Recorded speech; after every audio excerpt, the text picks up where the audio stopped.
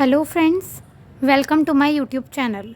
हम लोग अपने ऑपरेटिंग सिस्टम की सीरीज़ कंटिन्यू कर रहे हैं, जिसमें लास्ट वीडियो में हमने FCFS CPU शेड्यूलिंग एल्गोरिथम देखी थी। आज की हम अपनी इस वीडियो में देखेंगे SJF CPU scheduling. So basically SJF CPU scheduling की फुल फॉर्म होती है shortest job first. Shortest job first का मतलब ये है कि ये भी पहले तो सबसे पहली बात ये कैसा है, नॉन प्रीएम्प्टिव वर्जन है। नॉन प्रीएम्प्टिव वर्जन का मतलब फिर से वही कि अगर किसी प्रोसेस को हमने CPU एलोकेट करा है तो जब तक वो प्रोसेस हमारा सक्सेसफुली कंप्लीट नहीं हो जाता, सक्सेसफुली एग्जीक्यूट नहीं हो जाता, जब तक हम उससे CPU को नहीं ले सकते। मीन जब वो सक्सेसफुली एग्जीक्यूट हो जाएगा तभी CPU किसी दूसरे प्रोसेस को एग्जीक्यूट होगा। That is non pre-emptive CPU scheduling algorithm.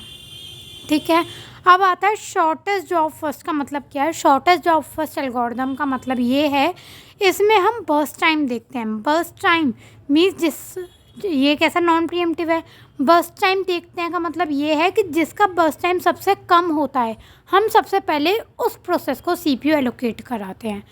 Non pre-emptive है, चलेगा आखिर वो पूरा ही, जब वो सक्सेसफुली एग्जीक्यूट हो जाएगा प्रोसेस, फिर हम नेक्स्ट प्रोसेस ऐसा ढूंढेंगे जिसका बर्स्ट टाइम सबसे कम होगा, फिर वो एग्जीक्यूट होगा, फिर नेक्स्ट बर्स्ट टाइम देखेंगे जो सबसे कम होगा। इसमें भी हम क्या करेंगे, इसमें भी हम गैंट चार्ट प्रिपेयर करेंगे। गैंट चार्ट हम इसी एल्गो के बेसिस पे करेंगे कि बर्स्ट टाइम जिसका कम होगा उसे ले लेंगे। ठीक है, गैंट चार्ट प्रिपेयर करा, उससे फिर हम कंप्लीशन टाइम का एक कॉलम बनाएंगे। यहाँ पे कंप्लीशन टाइम के बाद हम टर्न अराउंड टाइम का एक टर्न अराउंड टाइम मैं यहाँ लिख रही हूँ क्योंकि ऊपर स्पेस नहीं है। टर्न अराउंड टाइम का बनाएंगे और फिर वेटिंग टाइम का बनाएंगे। काम वही सेम है जो हमने FCFS में करा था। तीनों कॉलम्स की वैल्यू फाइंड आउट करेंगे, फिर एवरेज टर्न अराउंड टाइम और एवरेज वेटिंग टाइम निकालेंगे। अब जब हम गैंट चार्ट प्रिपेयर करेंगे, अब अगर हम देखें तो हमारा बर्स्ट टाइम सबसे कम किसका है। बर्स्ट टाइम सबसे कम है हमारा P1 का। कितना है, 1, और सबके 1 से ज़्यादा है।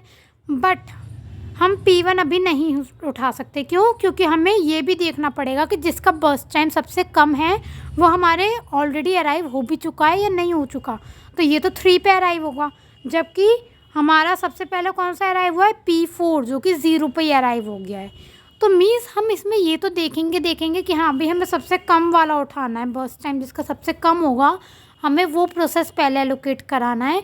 बट हमें ये भी ध्यान रखना पड़ेगा कि वो रेडी क्यू में ऑलरेडी आ चुका है या नहीं, कि वो CPU एग्जीक्यूशन के लिए रेडी है भी या नहीं।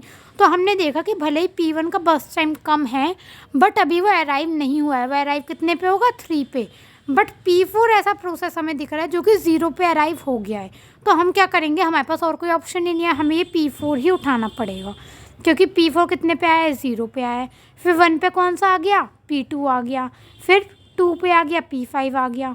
फिर 3 पे जाके आया है P1 और फिर 4 पे जाके आया है P3। तो हमने सबसे पहले P4 को उठा लिया। तो गैंट चार्ट में हम सबसे पहले क्या लिखेंगे, P4।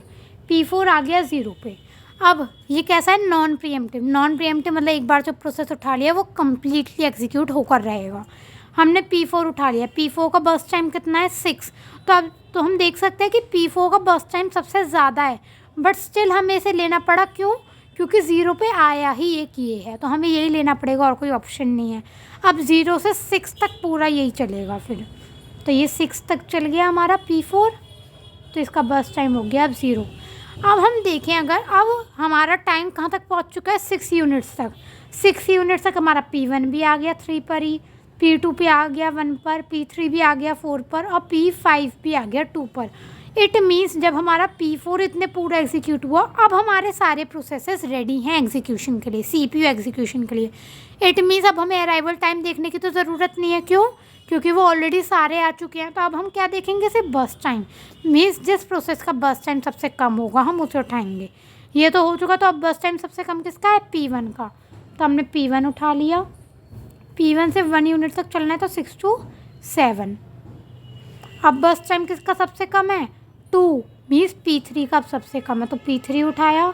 P3 का बर्स्ट टाइम कितना है, 2, तो मतलब 7 to 9 चल गया। ये भी हो गया यहाँ पर 0। अब बर्स्ट टाइम किसका कम है, 3, तो मतलब P5 का कम है, तो हमने P5 उठाया। P5 कहाँ से कहाँ तक चलेगा, 3 यूनिट्स, 9 से 10, 10 से 11, 11 से 12 तक चल गया। ये भी 0 हो गया। अब हमने P2 उठा लिया लास्ट में। P2 का बर्स्ट टाइम कितना है 4, तो 12 + 4 16। तो ये हमारा गैंट चार्ट इजीली प्रिपेयर हो गया। हमने क्या करा, सबसे पहले हमें ये तो पता था कि बर्स्ट टाइम सबसे कम जिसका होगा उसे उठाना है, बट उसमें भी हमें ये देखना होगा कि जिसका बर्स्ट टाइम सबसे कम है क्या वो अराइव हो भी चुका है रेडी क्यों में, मीन्स क्या वो रेडी है भी एग्जीक्यूशन के लिए। तो हमने देखा कि ये रेडी नहीं था, क्यों, क्योंकि आना था 3 पर। अब भाई 0 से 3 हम आइडल तो रखते नहीं अपने उसको CPU को। तो हमने क्या चेक करा, हमने ये चेक करा क्या कोई ऐसा भी प्रोसेस है जो 0 पे ही आ चुका हो। तो हमने देखा हाँ ऐसा प्रोसेस है जो 0 पे आ चुका है। तो हमने क्या करा, उसे ही उठा लिया, भले ही उसका बर्स्ट टाइम ज़्यादा था। जैसे ही वो कम्प्लीटली रन हो गया 6 तक, तब हमने देखा कि 6 तक अब सारे प्रोसेसेस जो हैं वो एग्जीक्यूशन के लिए रेडी हैं। अब हम कौन से पर वर्क करेंगे, अब हम देखेंगे बर्स्ट टाइम जिसका कम होगा हम उसे लेते चलेंगे। ठीक है, अब हम कंप्लीशन टाइम फिल करते हैं। P1 कितने पर कंप्लीट हुआ है 7 पर। P2 कितने पर कंप्लीट हुआ है 16 पर। P3 कितने पर कंप्लीट हुआ है 9 पर। P4 कितने पर कंप्लीट हुआ है 6 पर। और P5 12 पर कंप्लीट हुआ है। ये हो गया कंप्लीशन टाइम का। अब हम लिखेंगे turn around time. Turn around time का हमने फॉर्मूला क्या देखा था, completion time minus arrival time. तो completion time minus arrival time, 7 - 3 4, 16 - 1 15, 9 - 4 5, 6 - 0 6 and 12 - 2 10। हो गया क्लियर। तो इससे क्या बना हमारा, ये हमारा टर्न अराउंड टाइम का कॉलम कंप्लीट हो गया। अब वेटिंग टाइम का फॉर्मूला क्या देखा था हमने, turn around time minus burst time. तो वो निकालते हैं, turn around time minus burst time करेंगे यहाँ पर।